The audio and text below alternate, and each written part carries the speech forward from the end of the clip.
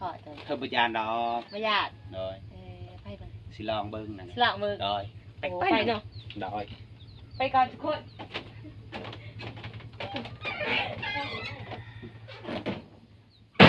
เพิ่มเมื่อยนะเมื่อยโดยเคยเห็นสิเมื่อยเฮ้ยจะบ่เมื่อยบ้านนะโหเขาเมื่อยนะจะต่อมาหาวันยา15สบายดีพี่น้องมื้อนี้ก็ได้มาหาบ่าวพวงคือเก่าอีกเนาะเพิ่นสิอยู่เฮือนบ่เนาะเบิ่งไปเบิ่งเพิ่นก่อนเนาะพี่น้องเนาะหันดิอยู่เฮือนเด้อมื้อนี้เด้ออยู่กับลูกเพิ่นเนาะโอ้เฮ็ดอีหยังเลยนี่เฮ็ดหยังเลยโดยเฮ็ดหยังเลยเกลือเป็ดนั่งเลยเฮ็ดบันเกลือเป็ดโดยจะมาแต่ไสน่ะจะมาสัมภาษณ์นี่แหละโอ้มาสัมภาษณ์เนาะโดยเฮ็ดเนื้อเกลือเป็ดโดยเฮ็ดตอนบัดนึงนะเอาเลยพายางโลดอย่างเอ้ยบ่โดยโอ้เป็ดเนาะเฮ็ดแนวนี้เนาะสบายดีเด้อสบายดีสบายดีกล่องเนาะเบิ่งเพิ่นเฮ็ดบ่อนเกลือเป็ดเนาะจะมากับไผน่ะมาผู้เดียวแล้วข่อยนี่อ๋อเฮงมาหาเจ้าเฮงคักแล้วโดยไปสิมากับหมู่โดยเนาะกินได้บ่ข้าวนะกินแล้วกินแล้วก็มาแล้วก็มานั่งเนาะแวเรางามฮะกินอยู่แล้วงามแล้วก็มานี่โดยเอาพายางรถตอนนั้นก็คันนึงพารถแล้วโดยเมียไปใส่เลยเฮ้ยนางมันเมื่อบ้านเป็นมาเลยนะมาทันมาบ่โดยโอ้บ่ว่าที่บ่มาเลยเนาะมันก็มาแล้วมาบ่เห็นมาพะเถื่อเลยมันมาอยู่ดอกคันบ่มานี่ได้โอกาสข่อยแล้วนี่โดยเสร็จข่อยแล้วเจ้าคันเมียเจ้าบ่มาจะว่าในนาทีนะเอาเลยแล้วข่อยคนแห่งผู้รอผู้ถี่เนาะโดย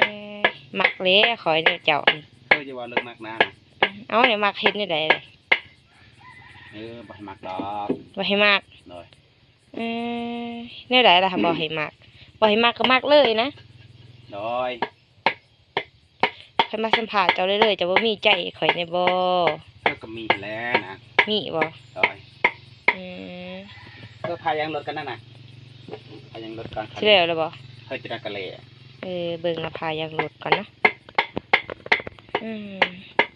ให้จับซอยบ่บ่ซอยก็ได้นะผู้เดียวก็แล้วโดยผู้เดียวก็ได้หน้าสั่นคนเก่งบ่โดยเก่งอยู่แล้วคือนะสิแล้วบ่สิแล้วล่ะโอ้เป็นนั่นน่ะเนาะเราก็เอาแบบเอาเขามาใส่นี้แล้วก็เกลือบ่แล้วก็ปะให้มันกินสบายเนาะโดยโอ้สบายคือกันนะมีประโยชน์เนาะกันบ่ฮู้นี่ทิมละล่าแล้วข่อยนี่สิได้เอาเจ้าแล้วไปเฮ็ดอยู่เฮือนให้บักหลายๆเด้ค่ะโดยเอามันเล่นน่ะให้เจ้าเฮ็ดให้เนาะล้างมือก่อนนั่งล้างมือก่อนล้างมือก่อนล้างมือก่อนเนาะอยู่กับลูกเพิ่นเนาะอีน่ะเด้อไปใส่เลยเพิ่นย่างล้างมือเนาะจังหน่อยนางสัมภาษณ์เพิ่นเนาะพี่น้องสัมภาษณ์เพิ่นก่อนเนาะพี่น้องโดย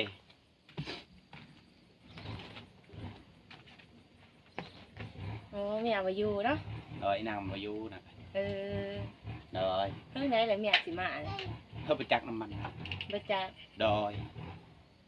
ได้โอกาสเพิ่นได้เมียบ่มามันเมื่อแก้วข่าวใส่นี่เมื่อแก้วข่าวโดยบ่โดยเมื่อแก้วข่าวยังอีก2-3มื้อพอแล้วสิมาจะบ่ได้เมื่อเอาบ่เลยบ่ได้เมื่อดอกบ่ได้เมื่อนำเมียโดยเฝ้าอยู่เฮือนนี่แหละถ่ายอยู่เฮือนเนาะโดยเฝ้าเป็นข้าวไก่นี่นะบ่แม่นทาคอยไปจักบ่ได้ทาเจ้าดอกบ่ได้ทาโดยแม่นบ่เสื้อดีบ่นี่เฮ้ยนางอยู่ดีๆนะเมียเฮาบ่อยู่ล่ะให้เมียบ่อยู่แล้วมีโอกาสเคยได้ดิอยู่ดีๆดีนะโอกาสเคยแล้วเมียแห่งบ่อยู่นางบ่อยู่ เสมอมันสิมา บ่ ดอย ดีแล้วข่อยมาหาเจ้าคู่มือเลยเนาะ เฮ้ยเจ้าก็มาหาคู่มือนั่นนัง หาแล้วข่อยมักเจ้าเนาะ เออ พญาเอ้เด้น เออ ว่าหมู่ว่าลีลาดิดเนาะ วันนี้ก็หายเลย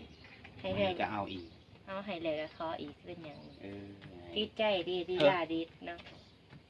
มาดูลายยันเมียหายหน้านะ แต่เนี่ยหาย ดอยยัน โอ้ เมียหาย ใส่สิหายเมียเจ้ามื้อ เฮ้อมืออื่นเธอมันมา เชิญมา โดย มาสิเป็นหยังเลย เธอมามันก็จักแล้วว่าโตมาลินน้ำพัง บ่จักดอกจักก็สิเป็นหยังข่อยมาสัมภาษณ์เจ้าจังว่าโอ้เรามาสัมภาษณ์อีน่าเอาสิ เฮ้อยันมันหายหนา มันหาย ดอย สิหายในใสเลย เฮ้อมันก็หายแล้ว มาหายดอก ดอย เพราะว่านั่นเรื่องนั้นนะอ่ะ ยังจะจับมือนะ เอาเจ้ากูว่าได้จับมือจับตีนใบแข้งใบขา ว่าได้ซะบ่ เฮ้อบ่ได้ดอก อืม นางลิน เบิ่งสิแพกนี่ว่าสิแพก เฮ้อจะเปิดสิแพกนา มีอยู่ว่าเบิ่ง เฮ้อก็มีทะเลเป็นหมัด เบิ่งมัด ดอย ว่า เฮ้อจะจับนา มันมัดเท่าโซนบ่ เฮ้อนี่นายอยู่ที่นานะเธอใช้ว่ามาสัมภาษณ์เขาก็สัมภาษณ์ดีนะว่า เอา ดี ก็สัมภาษณ์นี่แหละสัมภาษณ์โดยคนหักคนหักกัน เออ มองใครหักเจ้าเนาะ บอกไปเลย เอาไปเลยได้ได เธอไปให้หมักดอก บ่ให้มาก โดย มักเลยเด้อค่ะ ไม่หมักดอก ตัวหยาเพื่อเจ้าสิมักข่อยนี่เนาะ เธอทำบ่มักนะ บ่มัก โดย บ่มักเพราะว่าส่วนไปนั่นไปนี่เลยถ้าไปไสก็ให้ไปนำ เธอทำบ่อยากไปดอกตัวไปเอง ไปเองแหละในเจ้าบ่พาไปเนาะ เออ นี่พาไปบ่ เดี๋ยวก็นา บ่ไป โดย เป็นหยัง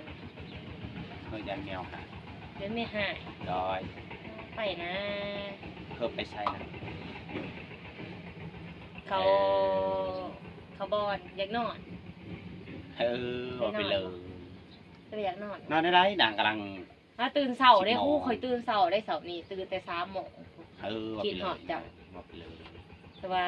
โอ้อยากมาหาเจ้าดีนอนก็บ่รับคืนนี้ เธอบอกไปถึงแสดง ตื่นแต่3 โมงอุ้ยข่อย เธอจะบอกในนานานะอย่าบอกในนานานะ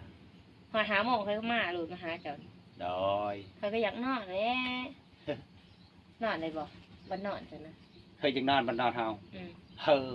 ธอบันไดดอกบันไดดอก บ่ได้ รอพิธีปิดคลองแล้ว นอนซื่อๆเลย เธอนอนซื่อ อืม ๆเธอบอกไปเลย ไปบ่ไปส่งข่อยติส่ง เอ อยู่บ่ อีนายนี่ ไปบ่เลย อยู่ดีนะ อ๋อข่อยอยากนอนเนาะจะไปอยากนอนบ่เลย เธอไปจะ จัง น โม อน ง นะ ตื่นเช้านี้ เธอตื่นแต่8 โมง 8 โมง โดย 8 โมงเช้า โดย อ๋อเนาะ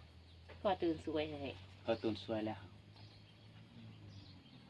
มันเป็นมีอุตสาวมาหาบ่จ๊ะ เธอบอกบ่มีดอก มันมี โดย อืม ทำบลายใจเลยครับ เวลาใจ โดย มีแต่คอยกับเมียจะบอก เฮ้ย เมียนบอก เธอจะบอกนานา อ๋อหรือเวลาใจก็เอา2 คนเพราะ2 ใจ เธออีนางเองบอกเลยบ้านเฮาบ่คือทางตุลานนั่นนะจะเอา4-5 คน บ่คือทางตุลาด โดย ทางตุลาดเอาได้บ่ เธอได้แล้ว ไม่คิดไปอยู่หัน อีนายนี่บอกไปเลย อ๋อ บอกดีๆนะ ไปบ่เลย ดีๆนะ ไปอยู่ทางตุลาดเนาะเอาเมียหลายคนก็ได้เนาะ นี่นะ เฮาสิไปที่เข้าไปอยู่หันได้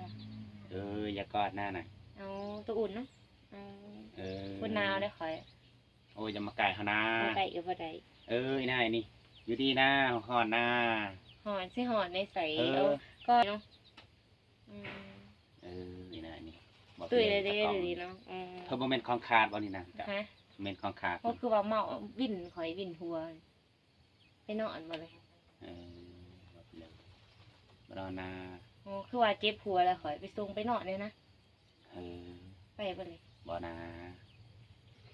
อยู่นี่แดนังเลย เอาเจ็บหัวก็บ่เห็นนอนก็ว่าใจดำแท้ๆไปนะไปส่ง บอนาพยานจะแตบขนาด ครูได้ใดว่าสิเต็บเจ้า เธอเคยเบิ่งสายตาจะขู่นะ มึงใส่ตาข่อย ดอยจ้ะ จะอยากกินคอข่อยไปจ้ะ โอ้เบิ่งค่ะ อย่า เป็ เฮ็ น ด ตา นา กินได้หาเนาะ อย่าเฮ็ดนา เบิ่งอีนาง เป็น นี่ พีดีดูดคอ เฮ็ดไปเลยเฮ็ดไปเลย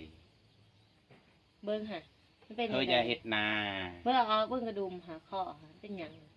บ่เป็นหยังดอ มัน ก เป็นหยัง ดอยธรรมดานี่แหละปก เอ ติ อ ตัวอยากกินคอเฮาบ่นั่ง เป็นตากิดเลยเนาะ เฮ้อ เป็นกิดเลย อีนาง ไป นี่ บ่ บ่เป็นเลย ไปบ่เลย เฮาสิอดบ่ไหวแล้วตัวนี่นี่ดอย เป็นได้ใดมันอยู่อ่ะบ่ เฮาจะอยู่กับใครแล้ว เลยไปบ่ ไปดีนะ เห็นดีไปว่าอยากไปเลย ในโตส่วนเฮาไปแล้ ไปบ่เลย ดอยไปนั่นเด้อ ไปก่อนทุกคน ไปจะบอกเมียเขาได้เด้อ ให้บอกเมีย ดอย น้องเมียไปบ่เลย ไปนะ ไปกับไป ดอย ไปดีนะ ดอย แต่ว่าอยากมากินขอดเลย บ่ยานดอก ว่าอยาก ดอย ไปบ่ สิลองเบิ่งนั่น สละมือ ดอย ไปเนาะ ดอย ไปก่อนทุกคน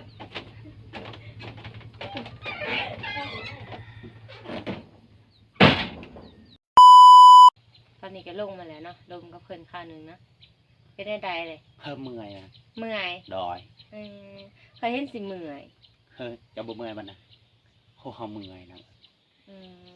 จะต่อมาหาเมีย 15 สิบหา ดอย โอ้สิบหาอีก ดอย เมียจะเห็นข้อดีจะประหยัดเมียจะหายหมดเลย มันคายแล้ว หูแดกไหมคะ เฮาเอาแล้วจะกินคอ เอามักดูดดิเนาะ โหอีนายนี่เฮ็ดไปเลยตัวทิพย์ตัวแดง สิแสดงได้ใดเลย เขาจัดให้เจ้า15รอบแล้วเจ้ามื้อจะมาได้เด้อนางเด้อยันแนวเด้อดอย คิดเบิ่งก่อนเด้อ มัน ติดใจจะดิ อีนาง นี่แล้วเมียจะสิหายนะ อย่าเฮ็ดนานะเอาเมื่อยนะนา เมื่อยเลย ดอย ต่อไปเลย บ่ต่อดอก มาต่อ อีนาง เอาเป็นสาวเลย พอแล้วนานะ เท่าไร ดอยสำนี้เฮาก็สิตายเลย สไตล์เลย ดอย15ถือ เพราะว่าสกินเบิดหนีเลย ได้นี่บ่ตีคอเฮา เจ็บไปเลย ก็เจ็บหั่นแหละยันเมียเฮานั่นแหละ ยันแม่เห็นได้ไรเลย บ่จักแล้ว โดดมาสีเศร้าค่ะ บ่จักแล้วนะ ต่อไปเลย โตเฮ็ดไปทุกทีก็ได้ดูดคอข่อย ว้าวเนาะเจ้าได้ให้ดูด เฮาบ่ได้เว้านะ เอาจะเอาเลยนะจะว่า เฮาว่าให้เฮ็ดแนวนี้โตหันไปดูดคอเฮา อ๋อยังมากปีไหน อีนายอย่าจับนะ จับก่อนอะไรเนาะยากนะ เขาเมื่อยแล้วนานะ เมื่อย ตัว เลย ตัวเมื่อยได้นางเขาจัดให้แล้วเด้อ โตจะเลยใช้หมาโหลด ดอยยันเมียเห็นนาน ให้แม่เห็น ดอย ใช้เมื่อมาดิ ก็เมื่อแล้วนะ เพิ่นไรเมื่อพี่น้องเอ้ย เอาหอนก็หอน ได้แล้วก็เมื่อให้เมื่อแล้วเนาะ ดอย ให้บ่าวพวกนี่เนาะ ดอย เมื่อก่อนทุกคนเอ้ยบ๊ายบาย